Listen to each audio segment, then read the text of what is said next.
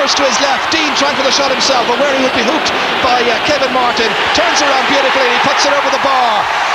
10 points for Joe Dean. Is that now enough? Deep in injury time.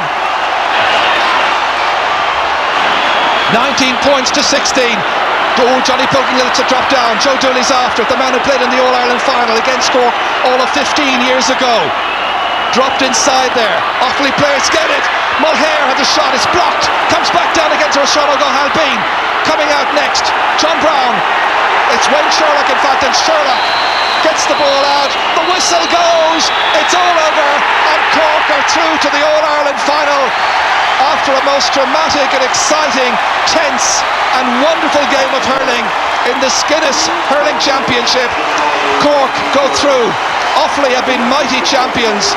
They won it through the backdoor system last year, and it's celebration time for Jimmy Barry Murphy, for the Cork fans as well here.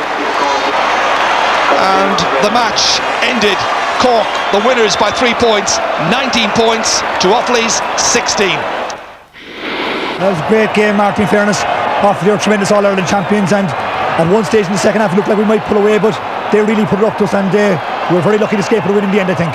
This is a wonderful victory because it was really put up to you today. Well, Offaly are a tough team, experienced team, and they certainly weren't going to give us anything easy, and they went down like great champions that they are. You know, we've bbeen knocking at the door now for the last couple of years in Munster.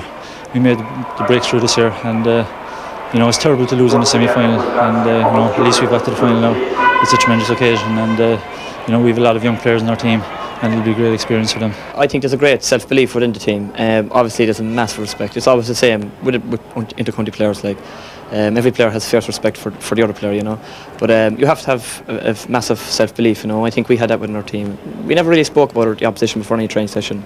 We took it as another game, and again, you know, towards the end of the game today, you know, we had great hunger and we just drove on, and we weren't afraid to take on Offaly at the end. First of all, I'd like to say well done to the Cork team. They hurled a fantastic game, and to Jimmy Barry and all the lads involved with the team. I mean, the thing is that they played under very, very harsh conditions out there. The ground was very, very heavy, very, very slippery. But I was so proud of my own players. I mean, the things that they give their best. Maybe we lapsed for maybe 3 or 4 minutes at the start of the second half, and we conceded 4 points. Then we went 2 points up, and I thought maybe we should have held it then, you know. Made a few mistakes, and possibly, you know, I'd hold my hands up and I said I made mistakes on the sideline too. Absolutely devastating now inside the dressing room. I suppose the older players, especially, I'd be thinking of Joe Dooley and Martin Hannamy. Like we've put an awful lot into it, and to go down in a tight game like that's very, very disappointing. I know Offaly are not that happy with match referee Dickie Murphy today. They seem quite annoyed with the Wexford official. Yeah, well, it was just pointed out to me in the dressing room there that we never got a free inside the 40, and you know, I don't know whether that's because Cork were such good defenders, or you know, I'll have to look at the game again, but there were certainly some decisions I was amazed by, you know. Granted, we gave away some blatant frees, and Cork put them away, but definitely there was 2 or 3. I'll have to look at the video again. And like, as I say, Dickie was criticised after a couple of matches early in the year, and he won't be getting any Christmas cards this year, I can tell you.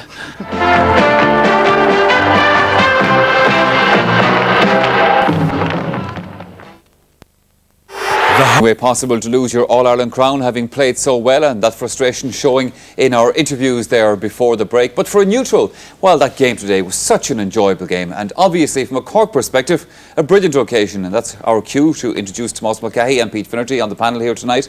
Pete, we'll pick up on Brian Wheelahan's point in his interviews from earlier there in a moment perhaps, but first of all, in terms of the game generally itself, I mean, you couldn't have asked for a more entertaining game given the conditions out there. Yes, when I saw the rain this morning, I said we could end up with a dour affair in Cork or in Croke Park. And I thought it mightn't suit Cork, but then it wouldn't suit Offaly either because they haven't played many games in the rain in Croke Park. But it was a great spectacle for hurling. Some of the scores that were taken throughout the game, the pace that was played at, a game where Offaly showed why they're All-Ireland champions, they took control, they led throughout most of the first half. Cork battled well at the end of the first half. Cork came out storming like they didn't do against Clare in the Munster final. Offaly took over again, and then Cork finished off the game with 5 points without reply. It's a great reward for Jimmy Barry and company after 4 tough years of work, but you have to look at Offaly and say they went out with a magnificent performance. They certainly did that, but Tomás, obviously in Cork tonight, there'll be a lot of satisfaction from that. OK, the All-Ireland isn't won yet, but nonetheless, you're in the All-Ireland, won the Munster Championship. It's been a good summer so far. Yeah, it's been a very good year, and I'm sure Jimmy Barry Murphy and his management team won't rest on their laurels because they're in an All-Ireland final. You know, when you get to a final, you want to win it, and certainly today was a big stepping stone for his young team, and they showed great character, especially in the second half period there when Offaly came back after Cork went into a 3-point lead. And there's great credit due to the management, but I mean, a team can only play its part on a given day. Two teams played today in what I thought was an outstanding game of hurling, and I'm not just saying this because Cork win the All-Ireland semi-final. I think from a neutral point of view, the quality and the sheer class on very difficult occasions. The first touch was absolutely brilliant from every player, and you'd be looking at kind of goalkeeping errors today, maybe dropping a high ball into the square, dropping it around the square, and you'd see a load of goals. Today there wasn't any of that. The two keepers were excellent themselves, and it was a great entertainment. And again, given the weather conditions, Pete, there was only one yellow card in the course of the whole day. Now, this brings me back to what Brian Whelan was saying here. Not happy with Dickie Murphy, the way he handled the game. Has he any, like, no frees inside the 40, he says? Has he a point, do you think?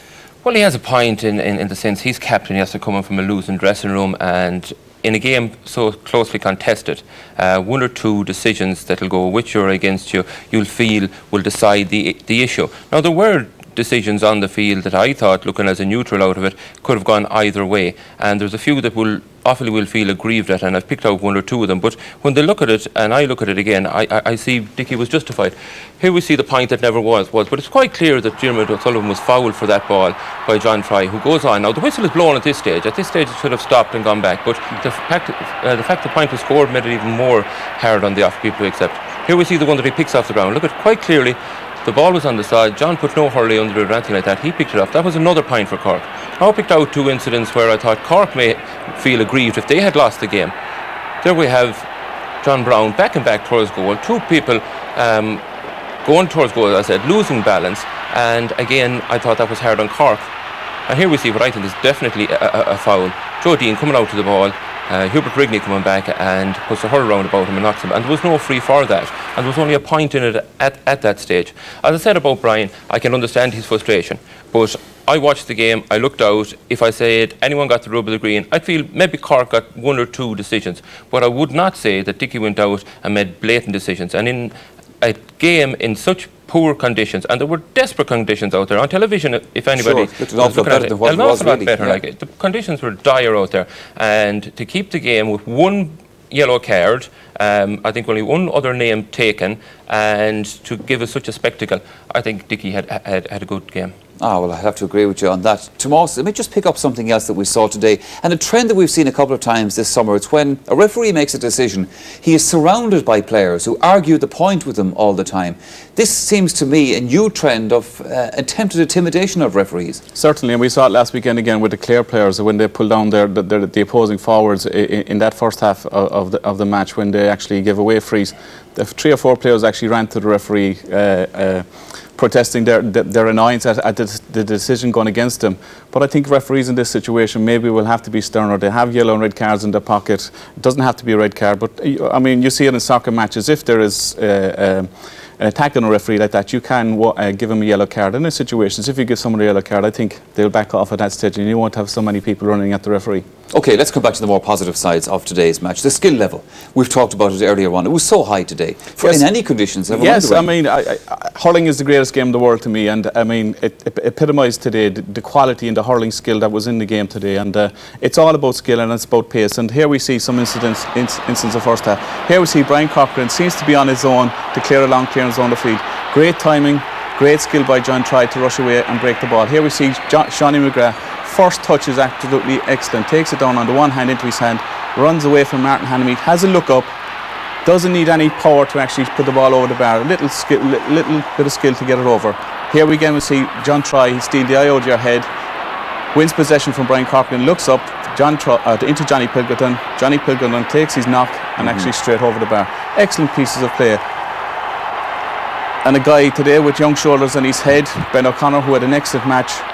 Martin Hannamy does nothing wrong in that situation. He doesn't allow the forward to come inside him, but that's sheer class, and there's nothing Martin could actually do about that. Ben O'Connor had an excellent second half today, and he'll be very, very impressed with his performance. You'd also be impressed, Pete, with the way the smaller men, maybe in those Cork forward line, when we saw the rain this morning, we said, oh, this isn't going to suit Cork. Fellas like Joe Dean, Seanie McGrath, maybe like a dry pitch, dry ball. Certainly didn't affect them today. It didn't affect them. In the first half, I thought Cork were hitting too many high balls down to the smaller forwards. Yeah. Towards the end of the second half and at the beginning of the first half, they were getting it right, they were spraying the ball wide. These small Cork forwards, they have brilliant pace. They'll be out first with the ball, and as Tomás just showed there with Seanie McGrath, your first touch is brilliant, and they have an eye for the post. If they get a step on you, and even that point, you couldn't blame Martin Hannamy for that point that Ben O'Connor scored. Like, sure. There was nothing Martin could do. He stayed goal side him. O'Connor had a look up, like he did in the Munster final, put her over the bar. This is the quality of players they have, and wet or dry, they seem to be able to produce it. One aspect maybe to look at the other sides of it, Tomás, that Cork will look at in the weeks ahead before the All-Ireland final. Didn't do particularly well at midfield today. Now today you had one midfielder taken off. The last day you had a different midfielder taken off. You don't like to see your midfielders having to be removed from the play. Yes, I suppose you could look at that in a negative side of it, and I suppose in a positive side as well, maybe for Mickey O'Connell, that he learned an awful lot from today. It was his first big experience of being in an All-Ireland semi-final. To be taken off is disappointing, but he can put that behind him, and he can knuckle down now for the All-Ireland final. A few things Cork will have to improve on today. I didn't agree with Dermot O'Sullivan moving from his full back position out to take sideline balls on the right hand side of the wing, leaving himself exposed. John Troy was very cute on a few occasions when he moved across the field away from his marker and won possession once or twice, so that's something they'll have to improve on. And again, I suppose in a game like today, there's going to be nerves, there's going to be tension. Cork looked a very nervous team maybe in the first 10 or 15 minutes, but settle down to play a good game, and they look forward to the All-Ireland final. The fascinating thing, Pete, with the All-Ireland Championship now, with the three teams that are left, like Cork are obviously a coming team and have been all through this summer. Kilkenny have looked good all through this summer, and Clare, of course, is still there, and they have the experience above the other two as well. They have. Next Sunday is going to tell the final tale in the chapter, and we'll see whether we'll have a Munster final or whether we'll have an old traditional final. A lot of people would be saying we'd love to see the two young teams in it. There are still a lot of great fans out there for Clare. Clare against Galway last Monday, they showed that they're still not a spent force. They closed the Galway forwards down very well. If they can close the Kilkenny forwards down as well, next Sunday they're not going to give them the same leeway as they got against Offaly. It's still all there to play for, and regardless of who's going to be in this final, it's going to be a classic, and Cork are going to bring some crowd. If Clare are there, they're going to bring some crowd, and Kilkenny are always going to bring a crowd. All right then, OK, the next task that we're going to ask Pete Finnerty to perform here on the programme tonight is to name his man of the match from that game.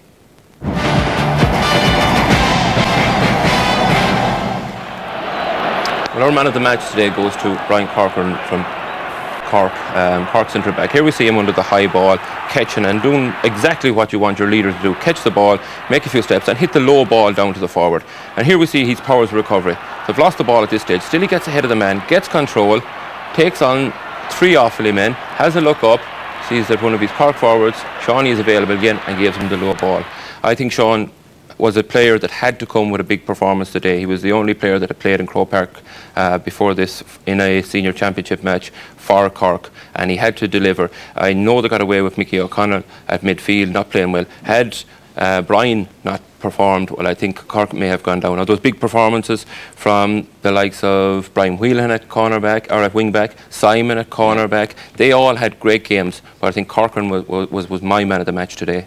OK, that's Pete's selection then. Brian Corcoran is today's man of the match. Congratulations to him, and on its way to him, our site. This to level the match. Dropping it in, it's dropping all the way! It's a goal for Kilkenny!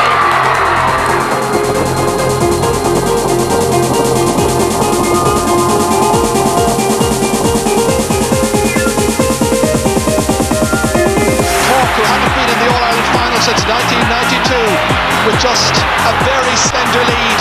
Fergal McCormack tried to widen that advantage, and Fergal McCormack has put it over the bar. 10 points for Joe Dean. Is that now enough? Deep in injury time. And Cork are through to the All-Ireland final after a most dramatic and exciting, tense and wonderful game of hurling.